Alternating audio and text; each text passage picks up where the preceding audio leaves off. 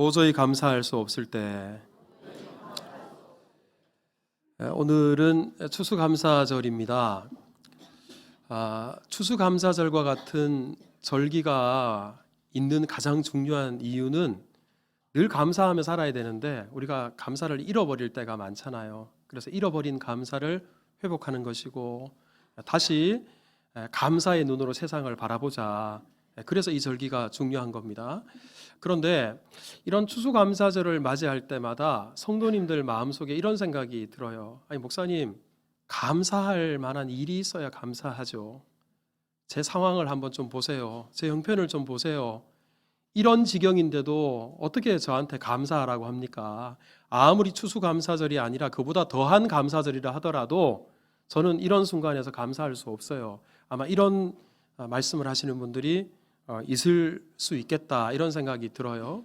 자, 그런데 여러분 먼저 오늘날 우리가 지키는 이 추수감사절, 이 추수감사절의 유래가 어떻게 되는가? 물론 구약시대 초막절에서도 유래를 찾기도 하고 또 우리나라 고유 명절인 추석에도 유래를 찾기도 합니다만 가장 직접적인 원인은 미국 선교사님들이 한국 땅에 와서 전해준 미국의 땡스기빙 데이, 그것이 직접적인 유래가 되겠죠. 그런데요, 미국의 이 추수감사절, 그 추수감사절의 핵심이 뭔지 여러분 아십니까?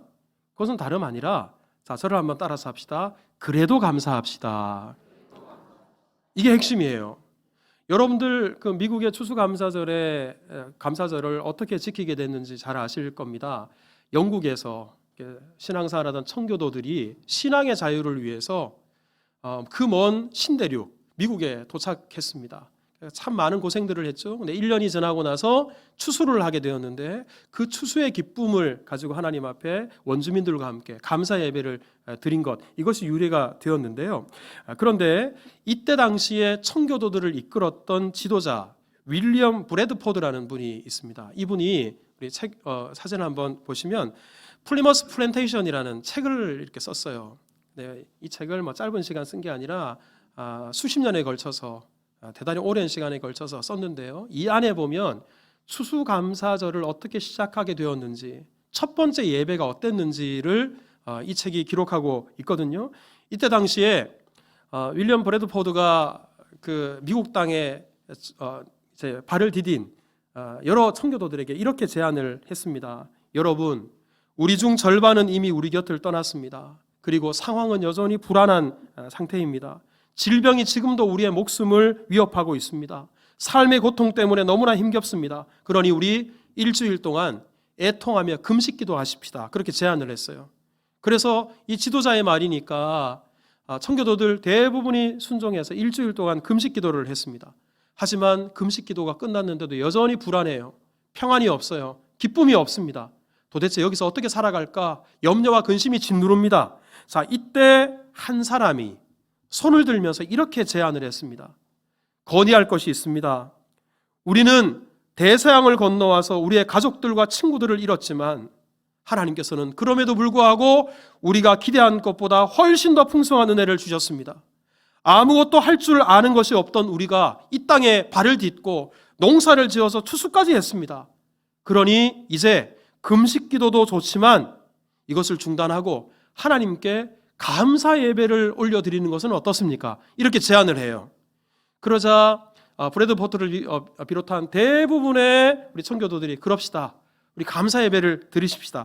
이때 마을 중앙에 사람들이 다 모입니다. 그리고 하나님께 감사 예배를 드렸는데요.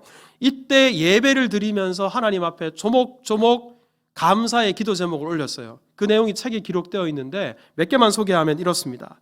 1년 동안 우리의 생명을 지켜주신 하나님께 감사합니다. 우리를 죄에서 구원해 주시고 천국 소망을 주신 하나님께 감사합니다. 신앙의 자유를 주신 하나님께 감사합니다. 일용할 양식을 주신 하나님께 감사합니다. 이런 내용들이 쭉 적혀 있어요. 이렇게 먼저 하나님께 감사 예배를 드리고 난 이후에 3일 동안 원주민들과 함께 축제를 벌였습니다. 그랬더니 금식기도 할 때는 경험하지 못했던, 느끼지 못했던 기쁨과 평안이 몰려오기 시작합니다. 왠지 그 땅에서 얼마든지 개척하고 땅을 일구며 잘 살아갈 수 있을 것 같다라는 확신이 들기 시작했고 새로운 힘이 쏟기 시작했습니다. 여러분 이게 바로 추수감사절의 시작이에요. 여기서 여러분 한번 생각해 보십시오. 청교도들이 하나님께 감사했던 이유가 우리 모든 청교도들, 영국에서 미국 땅을 찾아온 청교도들이 다 건강하게 생존해서 감사했습니까? 아니면 수입이 더 많아져서 영국에서의 삶보다도 훨씬 더 윤택해져서 더 부유해져서 감사했습니까? 따져보면 좋아진 것은 하나도 없어요. 그리고 도저히 감사할 수 없는 상황이었습니다. 그럼에도 불구하고 감사를 선포했더니 그 안에 기쁨과 평안과 그리고 새로운 힘이 솟구치기 시작했다는 겁니다. 때문에 여러분, 감사할 만한 좋은 일이 있을 때 감사하는 것은 누구나 하는 일이에요. 그렇다면 추수감사절 같은 절기도 필요 없을 거예요. 하지만 진정한 감사는 감사할 수 없을 때, 그럼에도 불구하고 그래도 하나님께 올려드리는 감사, 이것이 진정한 감사고 그 감사가 우리에게 기적을 가져다 주는 줄 믿으시기를 바랍니다. 자, 우리 이런 맥락에서 오늘 우리가 시편 105편을 읽었는데요. 이 시편 105편은 감사의 시, 감사 찬송이라고 불려지는 시입니다. 우리 그도 그럴 것이 1절을 한번 보시면 1절이 이렇게 시작해요. 여호와께 감사하고, 감사로 시작합니다. 이 감사하는 마음이 넘치니까요. 2절을 한번 보시겠어요? 그에게 노래하며 찬양하며 그의 모든 귀한 일들을 말할지어다, 즉 선포할지어다. 감사가 있으니까 자기도 모르게 찬송이 터져 나오는 겁니다. 자, 여러분 이렇게 오늘 시편 105편은 감사의 시인데, 우리 이어지는 말씀들을 쭉 읽어보면 시편 105편 안에는 온통 감사의 이유들, 감사의 제목들, 감사의 근거들이 오늘 본문에 가득 채워져 있거든요. 자, 몇 가지만 제가 보면, 자, 우리 먼저 5절을 여러분 한번 보세요. 우리 읽지 않았습니다만 5절에 무엇 때문에 감사하나? 그의 종 아브라함의 후손 곧 택하신 야곱의 자손 너희는 그가 행하신 기적을 감사할지어다. 여러분 여기서 이스라엘 백성들을 하나님이 택해 주셨다라는 겁니다. 이것이 얼마나 큰 감사인지. 여러분 이스라엘을 택하셨을 때 이스라엘 사람들이 무슨 특별한 것이 있거나 숫자가 많거나 가진 것이 많거나 재능이 남다르거나 그래서 하나님이 택하신 게 아니에요. 이스라엘 백성들을 보니까 오히려 다른 민족들보다 그 숫자가 훨씬 더 작아요. 하나님께서 택하실 만한 그런 근거가 없어요. 그럼에도 불구하고 하나님께서는 무조건적인 사랑, 하나님의 정권적인 능력으로 이스라엘을 우리 하나님의 백성으로 택해 주셨어요. 이것을 생각할 때 얼마나 감사한지 이것을 감사하고 있습니다. 자, 거기에다가 11절을 여러분 한번 보시겠어요? 11절 같이 읽겠습니다. 시작. 이르시기를 내가 가나안 땅을 내게 주어 너희에게 할당된 소유가 되게 하리라 하셨도다. 땅을 주셨어요.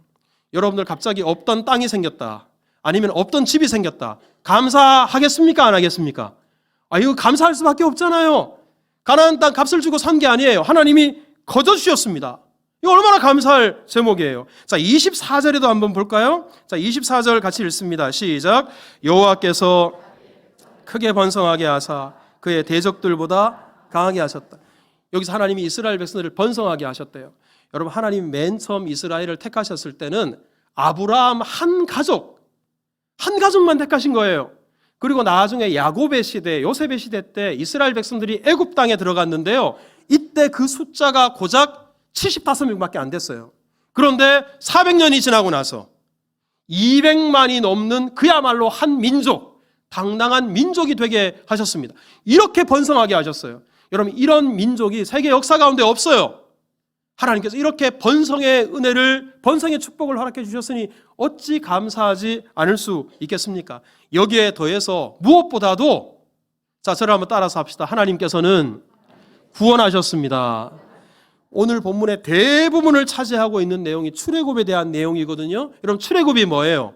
출애굽은 하나님의 구원이에요. 하나님께서 이스라엘 백성들을 애굽 땅에서 구원해 내셨습니다. 이 구원을 위해서 애굽 땅에 10가지 재앙을 내리셨고 홍해를 가르셨고 하늘에서 만나와 메추라기를 내리셨고 반석에서 샘물이 터져나오게 하셨으며 불기둥, 구름기둥으로 하나님께서 이스라엘을 인도하셨어요. 이 하나님의 은혜, 하나님의 구원 생각할 때 감사할 수밖에 없는 거예요. 찬송할 수밖에 없는 겁니다. 자, 여러분 이런 이유로 오늘 시편 105편은 앞서도 본 것처럼 여호와께 감사하고 이렇게 감사로 시작하고요. 맨 마지막 45절 끝부분도 할렐루야 이렇게 마치는 거예요. 자, 저를 따라서 합시다. 하나님께 감사하고 하나님께 찬송하자. 오늘 시편의 내용이 이렇게 감사의 내용들로 가득 채워져 있는 겁니다. 자, 이처럼 우리 오늘 본문은 감사의 시, 그리고 감사의 제목들, 감사의 이유들로 가득 채워져 있는데요.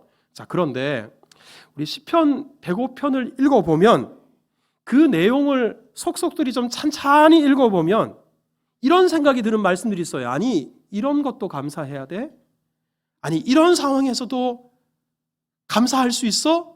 아니, 이것들도 감사의 제목이라고 이 감사시 안에 포함시켜 놨어? 이런 말씀들이 오늘 본문에 포함되어 있어요. 그게 바로 오늘 우리가 읽은 12절부터 19절까지 내용입니다. 자, 우리 먼저 12절을 여러분 한번 보세요. 자, 12절을 다시 한번 읽겠습니다. 시작. 그때 그 땅에 자, 이스라엘 백성이 뭐가 됐대요? 나그네가 됐대요. 여러분, 이 나그네라는 것 얼핏 읽으면 시적인 표현 같고 낭만적으로 느껴지는 분들이 있을 수 있는데요. 나그네는 간단하게 말해서 떠돌이에요. 그래서 그 다음 절 13절을 보세요. 이 족속에게서 저 족속에게로, 이 나라에게서 다른 민족에게로 어떻게 다녔도다? 떠돌아다녔도다. 여러분, 떠돌이 생활의 가련함, 불쌍함, 집이 없고 마음 둘 것도 없고 소유한 땅도 없어요. 얼마나 처량한 신세입니까? 기다리는 사람도 없어요. 이런 떠돌이 생활, 이 비참한 생활을 하나님께 감사할 수 있을까? 오늘 본문이 그런 메시지를 주고 있는 겁니다. 여러분, 이뿐만 아니에요. 자, 우리 16절을 여러분 한번 보세요. 16절 같이 읽습니다. 시작. 그가 또 그 땅에 기근에 들게 하사 그들이 의지하고 있는 양식을 다 끊으셨도다. 기근, 굶주림이에요. 사실 우리가 사는 이 시대는 배고픔에 대해서 잘 몰라요. 왜? 배고픔 경험을 한 사람이 없으니까. 하지만 성경에 보면 배가 고파서 기근이 심해지면 자식을 삶아 먹는 일들이 있다고 제가 여러 차례 말씀을 드렸잖아요. 사람이 극도로 굶주리게 되면 인간성을 상실해버려요. 멀쩡한 정신을 가지고 어떻게 자식을 삶아 먹을 수 있겠어요? 그럼 이런 비참한 상황, 굶주림의 상황, 기근의 상황, 이런 상황에 대해서 오늘 본문에 감사하고 있어요. 아니, 어떻게 이것을 감사할 수 있다는 말인가? 여러분, 여기서 끝이지 않고요. 17절에도 보면, 자, 우리 17절도 한번 읽어볼까요? 시작. 그가 한 사람을 앞서 보내셨으며 요셉이 종으로 팔렸도다. 여러분, 요셉이 종으로 팔린 사건 여러분 아시죠? 왜 종으로 팔렸습니까? 그것도 혈육, 형들에게 미움을 받았어요. 형제들에게 배신을 당했어요. 형제들에게 따돌림을 받았어요. 이것 때문에 죽임을 당할 위기를 겨우 넘기고 노예로 팔려가고요. 감옥에 갇히고 숱한 고생들을 합니다. 여러분, 누군가에게 배신을 당해본 적이 있으십니까? 피눈물이 나는 일이에요. 나는 정직하게 살려고 어떻게든 남에게 피해를 끼치지 않고 살려고 하는데, 그런데 오히려 누명을 뒤집어 쓰고 억울한 일을 당해요. 그 비참함이란 이루 말할 수 없어요. 아니, 이런 때에도 감사할 수 있는가? 그런데도 버젓이 오늘 본문에 감사의 시 안에 이 내용이 담겨져 있다라는 말입니다. 그럼 시편 105편이 우리에게 던지는 질문이 바로 이것입니다. 누가 봐도 감사할 만한 좋은 일이 있을 때 감사하는 것은 누구나 할 수 있는 일이다. 하지만 떠돌이 생활 가운데서도 감사할 수 있는가? 굶주림, 기근의 상황 속에서도 감사할 수 있는가? 억울한 일을 당하고 남에게 배신을 당했을 때에도, 남에게 짓밟힐 때에도, 그때에도 감사할 수 있는가? 한마디로 말해서 도저히 감사할 수 없는 그런 상황에서도 당신은 감사할 수 있는가? 바로 그 질문을 우리에게 던지고 있는 겁니다. 자, 여러분, 이런 상황에서도 여러분 감사할 수 있습니까? 조용하시네요. 자, 저를 한번 따라서 합시다. 그래도 감사해야 합니다. 다시 한번 합시다. 그럼에도 불구하고 감사해야 합니다. 여러분, 그게 바로 감사고요. 추수감사절이 필요한 이유가 바로 여기에 있습니다.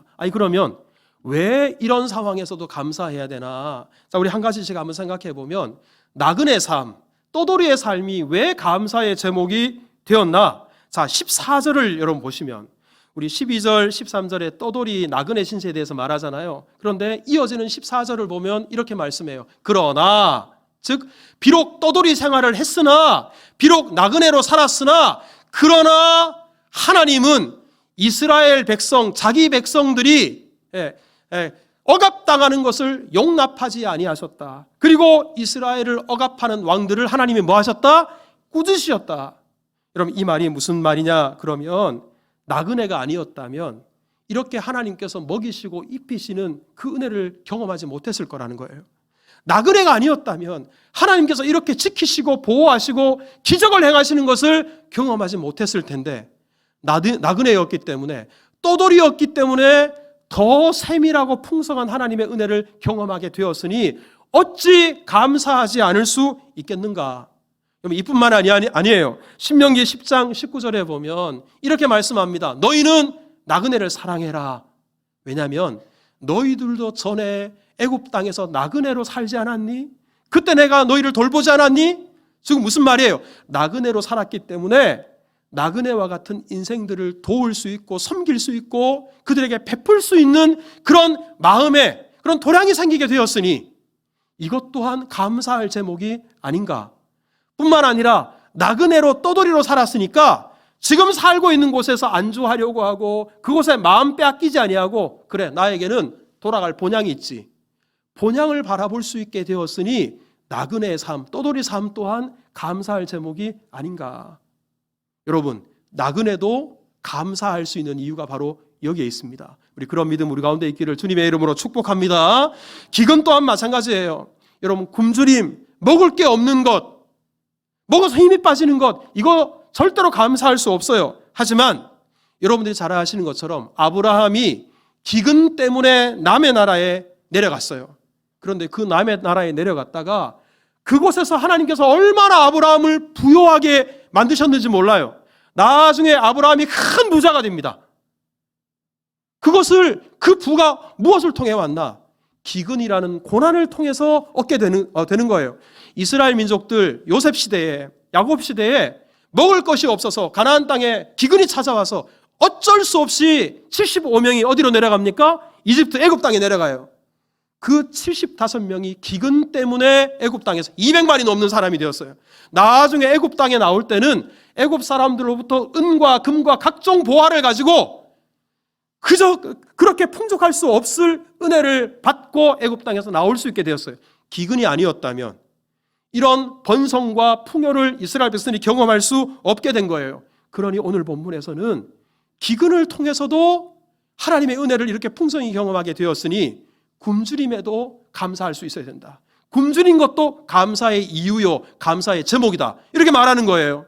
여러분, 이것은 억울한 일을 당하고 배신을 당하고 노예로 팔린 것 또한 마찬가지예요.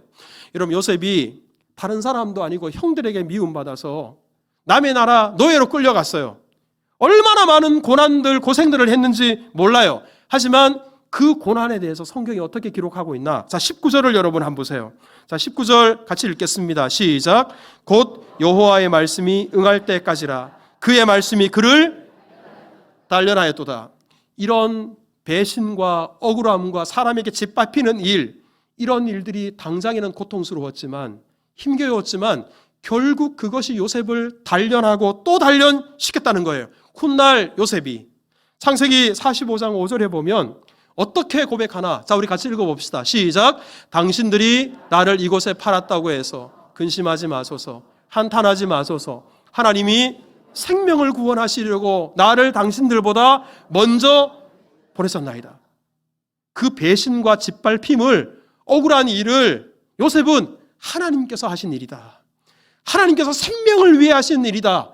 하나님께서 나를 보내신 일이다. 이렇게 고백해요. 얼마나 믿음이 단단해졌어요. 얼마나 믿음이 성숙해졌어요.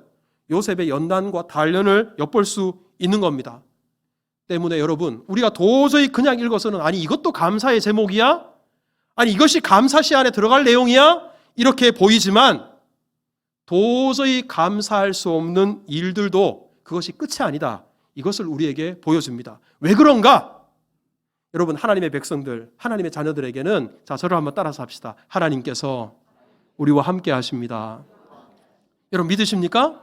우리 하나님은 역전의 하나님이세요. 하나님은 메마른 사막도 물이 넘치는 강으로 바꿀 수 있는 분이고요. 모든 일들을 합력해서 선을 이루시는 분이십니다. 여러분 믿으십니까? 그분이 우리를 사랑하세요. 그분이 우리 아버지가 되십니다. 그러기에 그 하나님께서 함께 하시는 주의 백성들은 나그네여도 감사해야 돼요. 기근과 굶주림 가운데서 하나님 앞에 감사 선포할 수 있어야 돼요. 배신 당하고 짓밟히는 이런 고난과 고통 속에서도 하나님 감사합니다. 이 연단의 과정 속에서 하나님을 향해서 감사를 선포할 수 있어야 됩니다. 이렇게 감사를 선포할 때 청교도들에게 임했던 감사의 놀라운 기적, 그리고 이스라엘 백성들 가운데 임했던 그 놀라운 감사의 생명력이 우리들에게도 임하게 되는 것입니다. 여러분들 오늘 추수감사절 예배를 나오시면서도 오늘 분명히 목사님도 설교할 때 감사해라 감사해라 그럴 텐데, 내가 지금 이 꼬라지 가지고 무슨 감사하나, 혹시 이 마음을 가지고 오신 분이 계십니까?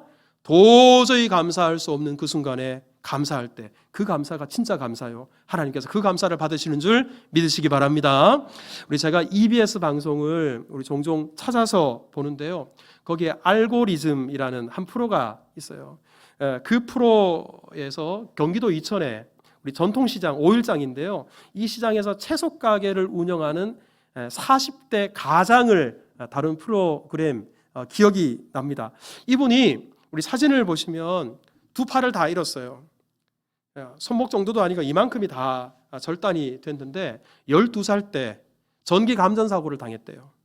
그래서 이 사고 이후에는 늘 손을 뒤로 이렇게, 어렸을 때 사진이 남들에게 창피하고 부끄러워서 이렇게 손을 늘 뒤로 감추고 살았어요. 이분이 훗날 결혼을 해서 자식을 넷이나 낳았어요. 그런데 아내는 없고 지금 40대 가장인데 이분이 이 자식 넷을 혼자 10수년째 이 아이들을 키우고 가정을 꾸려가고 있는 거예요. 자, 그런데요, 이분이 팔이 없는데도 이 프로그램을 보니까 못하시는 게 없어요. 이걸로 면도를 얼마나 깨끗하게 잘하시는지, 면도뿐만 아니에요, 요리도 얼마나 잘하시는지요. 이 장애 1급 장애예요. 쌀을 다 씻고 콩나물을 다 씻고 계란 후라이도 하고 심지어 삼겹살도 구워서 우리 아이들한테 다 나눠줄 정도로 이렇게 못하시는 일이 없어요. 그런데 이 프로그램을 보는 내내 제가 이분에게서 느낀 게 그늘이 보이질 않아요. 우울함이 느껴지질 않아요. 오히려 의지가 넘치고 자신감이 흘러넘쳐요. 확신이 있어요. 도대체 저 비결이 뭘까? 제가 끝까지 이 프로를 봤는데 이분이 크리스찬인데요, 이분이 이 방송 도중에 이렇게 말을 해요. 하루하루가 감사할 따름이다. 오늘 하루 살아갈 수 있음이 감사하다. 그냥 하루하루가 이분에게는 감사해요. 우리 짧은 말씀인데 제가 이 말씀을 음미하면서 내가 만약에 이분과 같았다면 나는 과연 이분처럼 우리 자식들을 부양하면서 이렇게 성실하게 열심히 살아갈 수 있었을까? 절망하지 않았을까? 낙심하지 않았을까? 세상을 등지려고 하지 않았을까? 과연 이런 상황에서도 나는 하루하루 감사할 따름이죠. 감사할 것들 뿐이죠. 감사를 내가 고백하고 선포할 수 있었을까? 여러분, 도저히 감사할 수 없는 상황에서 감사할 때 이분이 삶을 영위할 뿐만 아니라 가족들과 얼마나 행복한지 몰라요. 근데 행복하다고 하는 이유가 부자가 돼서 행복한 게 아니고요, 우리 이 자녀들이 하는 말들, 네 자녀들이 있는데 우리 큰딸이에요. 큰딸이 이런 말을 해요. 우리 아빠가 만든 음식이 제일 맛있어요. 그래서 밖에서 음식 먹는 것보다 집에서 아빠가 해준 그 음식 먹는 게 자기가 제일 맛있대요. 여러분, 이게 얼마나 힘이 나는 이야기예요? 우리 아들은 그렇게 이야기해요. 자기 세상에서 제일 존경하는 사람이 자기 아빠래요. 여러분, 사실 요즘 우리 자녀들 부족한 게 없잖아요. 모자란 게 없잖아요. 그런데 과연 이렇게 우리 부모들을 존경하고 이렇게 서로 격려하고 그래 살아가나? 그러지 못하는 경우들이 대단히 많은데 그 이유가 뭘까? 감사가 없어서 그런 것은 아닐까? 도저히 감사할 수 없을 때 감사를 하면 바로 이러한 놀라운 감사의 역사가 나타나게 되는 겁니다.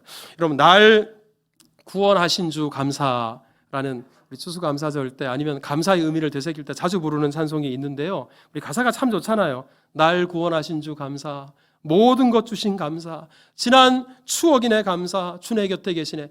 주옥과 같은 가사들이 실려 있는데 사실 이 찬송은 최근에 지어진 찬송이 아니라 1800년대에 스웨덴의 어거스트 스톰이라는 분이 글을 썼어요. 이분입니다. 그리고 여기다가 어떤 분이 멜로디를 입혀서 만들어진 곡이에요. 근데 이 어거스트 스톰은 원래 구세군에서 얼마나 유능했는지 재정을 총괄했대요. 그리고 장래가 촉망받는 그런 분이었습니다. 인재 중에 인재였어요. 이랬던 분이 40도 안 된 37살에 사고로 척추를 다쳤어요. 그래서 거동을 하지 못해요. 우리 하반신이 완전히 마비가 돼버렸어요. 평생 걷지 못하게 된 거예요. 그런데도 감사의 시를 썼어요.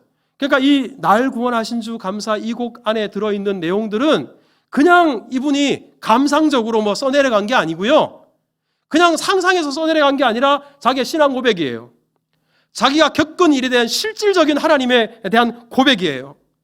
이 안에 보면 가장 먼저 이분이 날 구원하신 주 감사, 구원하신 그 은혜를 감사하고 있어요. 그리고 그뿐만 아니라 응답하신 기도도 감사하지만 거절하신 것도 감사하다.